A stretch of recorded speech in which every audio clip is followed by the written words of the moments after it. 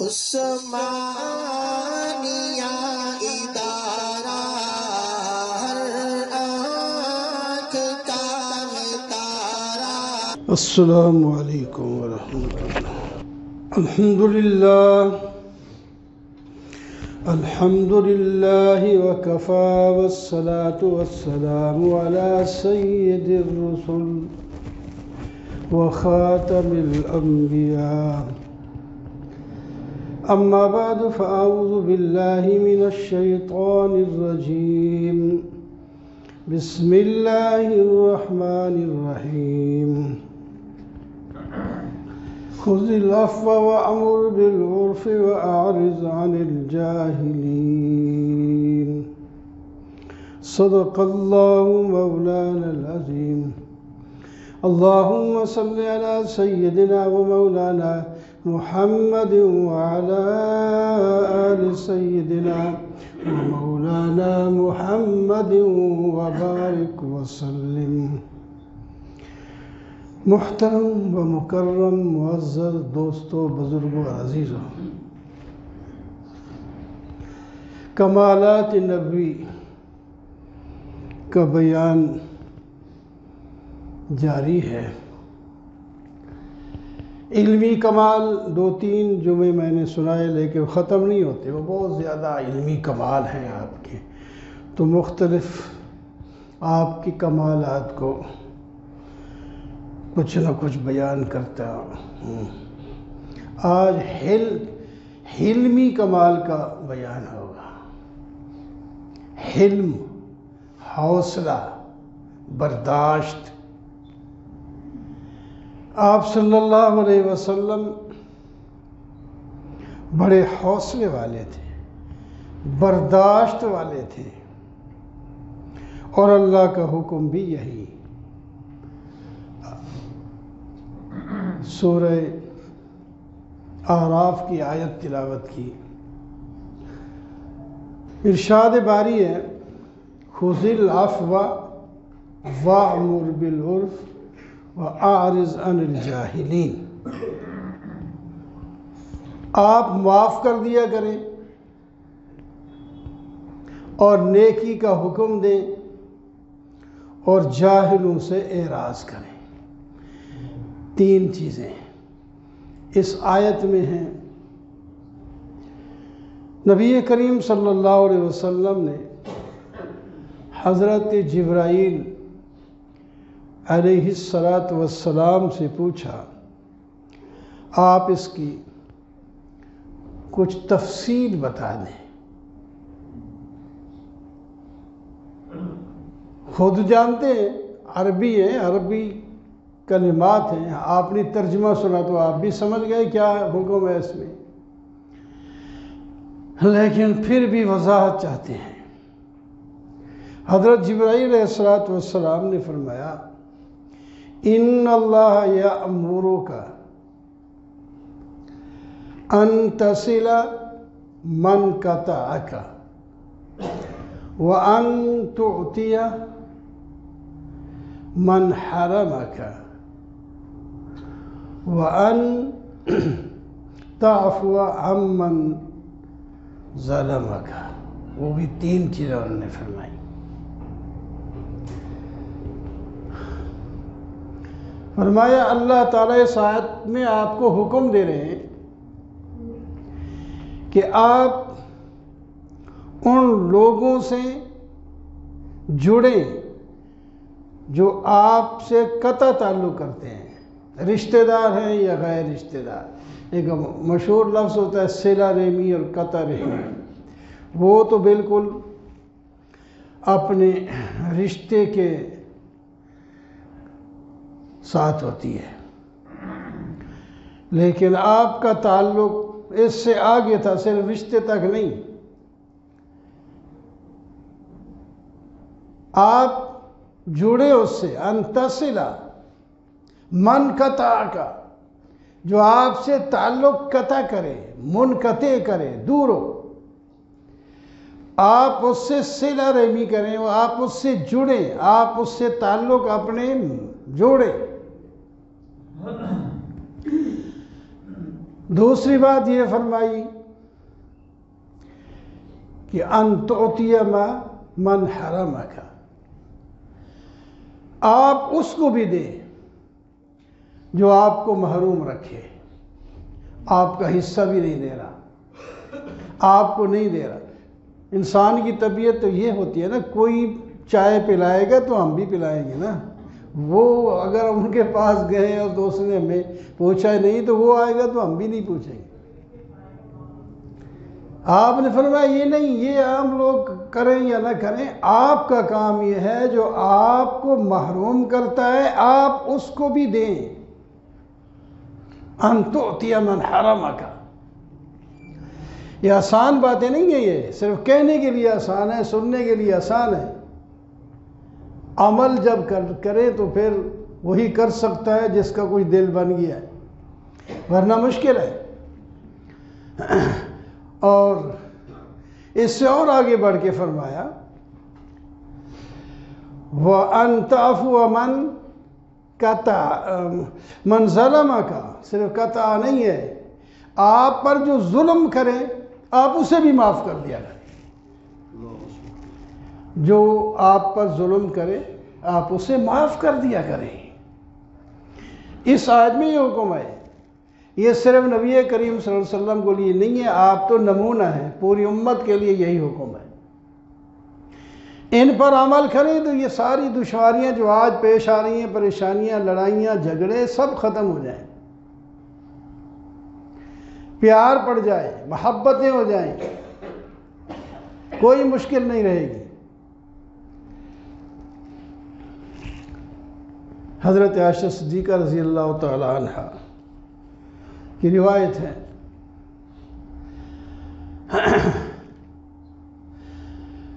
من تکم رسول اللہ صلی اللہ علیہ وسلم لنفسہ، آپ صلی اللہ علیہ وسلم نے کبھی بھی اپنی ذات کے لیے انتقام نہیں لیا۔ من تکم رسول اللہ صلی اللہ علیہ وسلم لنفسہ، آپ نے کبھی اپنی جان، اپنے نفس کے لیے کسی سے انتقام نہیں لیا۔ چھوٹی سی بات نہیں ہے، بڑی بات ہے۔ پھر ہم دیکھتے ہیں احادیث میں، واقعات میں ایسا ہی کیا آپ نے، جیسے حضرت عائشہ فرماتی ہیں، جیسے اللہ کا حکم ہے۔ حضرت عائشہ اپنے تجربے کے مطابق کہہ رہی ہیں۔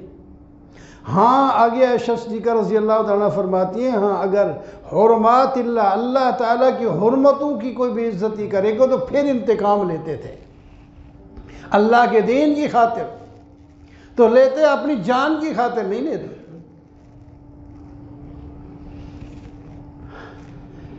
ہم احادیث سے، صرف تاریخ سے نہیں، احادیث سچی ہوتی ہیں، حدیثیں، تاریخ میں سچ بھی ہوتا ہے، جھوٹ بھی ہوتا ہے۔ ہم جب دیکھتے ہیں تو آپ نے ایسا ہی کیا، کبھی آپ نے جان کے لیے، آپ نے جان کے دشمن سے بدلہ نہیں لیا۔ ایک غزوہ سے آپ تشریف لا رہے ہیں واپس، دوپہر کا وقت ہے، سخت گرمی ہے، صحابہ کرام بھی موجود ہیں، تو فیصلہ ہو گیا ذرا یہاں دوپہر ہے، یہاں قریب قریب درخت ہے، تو یہاں کچھ سستا لیتے ہیں، تھوڑا سا آرام کر لیتے ہیں۔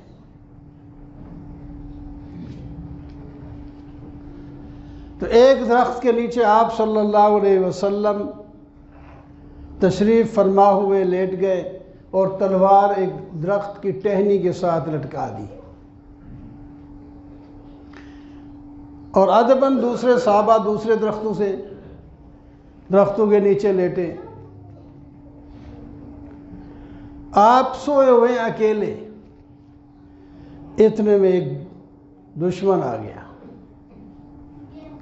اس نے پہلے تلوار جو لٹکی ہوئی تھی وہ اتاری، اپنے ہاتھ میں کی، نبی علیہ السلام جاگ گئے، اگر نیند تھی، دیکھا تو یہ اپنے آپ کو یہ سمجھ رہا تھا، وہ اس کے ہاتھ میں تلوار تھی، آپ کے ہاتھ میں تو تلوار نہیں ہے، کیونکہ تلوار وہی تھی جو اس نے پکڑ لی ہے۔ اب وہ اپنے آپ کو یہ سمجھ رہا ہے جیسے میں تصرف کروں کر سکتا ہوں۔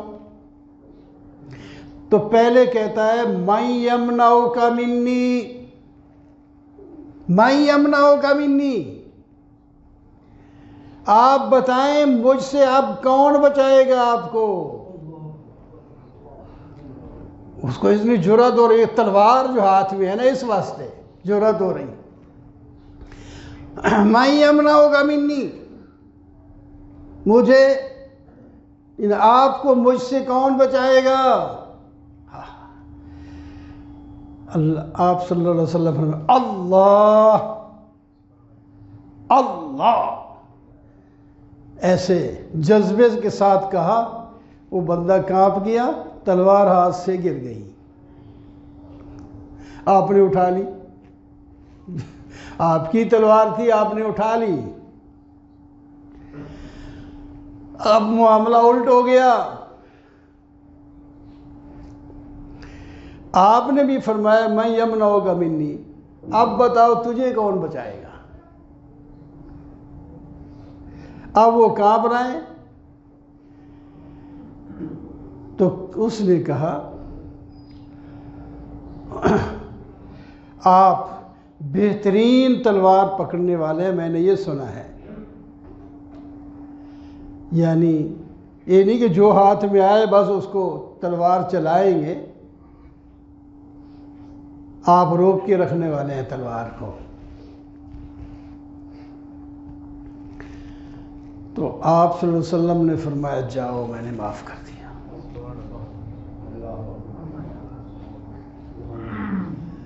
معاف کر دیا۔ اب ایک اقدام قتل ہے، اس کو اپنے اوپر وہ اعتماد کر کے کھڑا ہے کہ میں قتل کر سکتا ہوں، اور نظریہ بھی اس کا یہی تھا۔ ایک تو اللہ حفاظت کرنے والے، واللہ یعصمک من الناس، اللہ تعالیٰ فرماتے ہیں آپ کھولے بندوں کام کریں، ہم آپ کی حفاظت کریں گے۔ تو آپ نے وہ بندہ قتل کرنے کے لیے بالکل تل گیا۔ تو جب نبی علیہ السلام اس پر قادر ہو گئے تو اب وہ کانپ رہا ہے، یعنی جو اقدام قتل کرے وہ بھی اس کا مستحق ہوتا ہے، اس کو قتل کر دیا جائے، کیونکہ وہ جو ہے عمل نہیں کر سکا، لیکن اس نے جو نیت کی تھی پوری عمل کیا تھا، اس کے مطابق اس کو وہ اس میں آتا ہے، معاوضے میں مقابلے میں قتل کر دیا جائے۔ آپ نے اسے جب معاف کر دیا، قاضی ایاز رحمہ اللہ لکھتے ہیں کہ یہ بندہ اپنے قبیلے کا سب سے بڑا بہادر آدمی تھا، اپنے قبیلے کا سب سے بڑا بہادر آدمی تھا، جو نبی علیہ السلام کے سامنے کانپ رہا ہے۔ اور یہ جب واپس گیا، اپنے قبیلے والوں کو کہا میں ایک کائنات کے سب سے بہترین شخصیت کی طرف سے آ رہا ہوں، کائنات کی سب سے بہترین شخصیت کی طرف سے آیا ہوں۔ یہ معاف کرنا کوئی آسان کام ہے؟ اپنے قاتل کو تلوار لے کے سر پہ کھڑا ہوا ہے، تو آپ نے معاف کر دیا۔ بعد میں وہ مسلمان ہو گیا یا نہیں ہوا، اس کا بعد میں تذکرہ اور جمعوں میں ہے۔ یہاں اس وقت انتقام آپ نے نہیں لیا۔ ایک حدیث پاک میں آتا ہے، ایک عورت یہودی تھی، یہودی عورت نے آپ کی دعوت کی، اور صحابہ کرام بھی کچھ آپ کے ساتھ گئے دعوت پہ۔ کھانا پیش کیا گیا، بکری کا گوشت تھا۔ تو جب کھانا شروع کیا تو آپ صلی اللہ علیہ وسلم کو پتہ چل گیا کہ اس کے اندر زہر ملی ہوئی ہے۔ آپ نے روک دیا صحابہ کرام کو، آپ نہ کھائیں۔ کچھ کھا تو لیا انہوں نے، آپ کا جو لقمہ تھا آپ وہ نہیں نگل سکے، منہ میں ڈالا، اس کو چباتے رہے لیکن آگے نہیں نکلا۔ پتہ چل گیا، یہودی عورت کو بلایا، یہ تجھے نے دعوت کی تھی، تیرا کیا ارادہ ہے، تم نے زہر کیوں ڈالی ہے اس میں؟ اس نے کہا میرا ارادہ یہی تھا کہ آپ کو قتل کر دیں۔ سیدھا اس نے اعتراف کر لیا۔ آپ صلی اللہ علیہ وسلم نے مسکرا کر فرمایا تجھے اللہ نے مجھ پر تسلط نہیں دیا، اس سے نہیں کہ تو قتل کر سکتی۔ آپ نے اسے معاف کر دیا، اس نے قتل کا اقدام کیا، زہر دی ہے، آپ نے اسے معاف کر دیا۔ باقی روایتوں میں، کچھ روایتوں میں آتا ہے کہ پھر بعد میں اس کو قصاص میں قتل، آپ نے اپنا جو ہے ان نے کیا تھا اس کو تو معاف کر دیا، لیکن جو صحابہ کچھ شہید ہو گئے تھے، جنہوں نے وہ گوشت زہر آلود کھایا تھا، ان میں سے کوئی شہید ہو گئے تو ان کے قصاص میں اس کو قتل کیا ہے۔ آپ نے خود اپنی ذاتی طور پر معاف کر دیا۔ عجیب عجیب واقعات ہیں آپ کے حلم کے، انتقام نہ لینے کے۔ زید بن ثعلبہ ایک صحابی ہے، ایمان سے پہلے وہ آئے،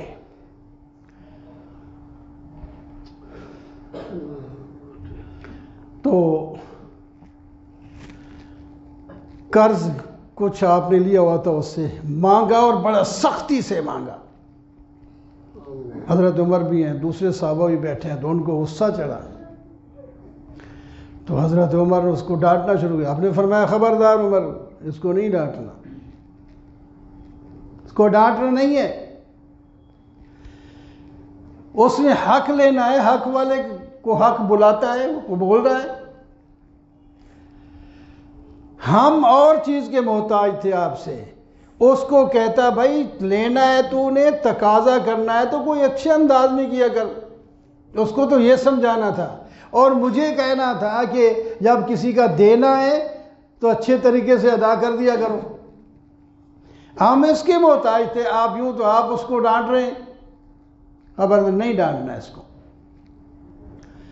اس کے بعد آپ نے فرمایا جو وعدہ کیا تھا نا تجھے واپس کرنے کا، اس کے اب 3 دن اب بھی باقی ہیں، قرضے کا جو واپسی کا وعدہ تھا وہ ابھی 3 دن باقی ہیں، لیکن آپ آگے، تو لہذا عمر اس کا پورا قرضہ دے دو، اور 20 سا یعنی 2 من کم از کم اس کو اور بھی ساتھ دے دو۔ جو آپ نے اس کو ڈانٹا ہے، پریشان کیا ہے، اس کے عوض میں 20 سا، 1 سا 4 کلو کا ہوتا ہے، تو وہ بھی اس کو ساتھ دے دو۔ اس کو دے دیا گیا۔ اب وہ کہتا ہے کہ میں نے یہ جان کر ایسا کیا تھا، میں نے سنا تھا علامات نبوت آپ میں سب ہیں، باقی 2 چیزوں کا بھی امتحان لینا تھا کہ آپ کا صبر آپ کی جہالت سے اونچا ہوتا ہے، اور جتنی جہالت کی جائے اتنا آپ کا صبر اور حلم بڑھتا چلا جاتا ہے۔ میں نے اس کا جو ہے تجربہ کرنا تھا، وہ میں نے کر لیا ہے، واقعی ایسا ہوا، تو لہٰذا اب مجھے کلمہ پڑھا دو۔ یہ ہیں آپ صلی اللہ علیہ وسلم کے اخلاق اور آپ صلی اللہ علیہ وسلم کا حلم۔ تو اسی حلم کا ہمیں بھی حکم ہے، ہم بھی ہم تو چھوٹی سی بات بھی نہیں برداشت کر سکتے، بچوں کی نہیں کر سکتے، بیوی کی نہیں کر سکتے، بھائی کی نہیں کر سکتے، تو دشمنوں کی باتوں کو برداشت کرنا کوئی آسان بات نہیں ہے۔ آپ کا کمال حلم تھا، اللہ تعالی ہم سب کو کمال حلم عطا فرمائے۔